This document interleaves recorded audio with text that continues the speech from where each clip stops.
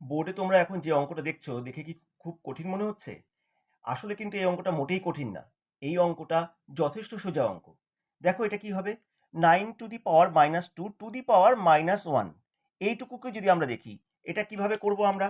এটাকে করব এরকম, 9 to the power minus 2 to the power minus 1 এটা হয়ে যাবে 9 to the power minus half.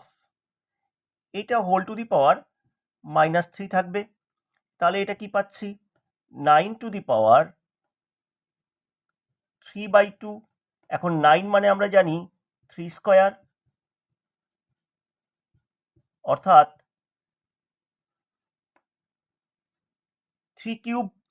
3 cube মানে কত হয়? 3 কিউব মানে হচ্ছে 27। তাহলে আমাদের উত্তর হচ্ছে 27। দেখো কত সহজে অঙ্কটা করা গেল।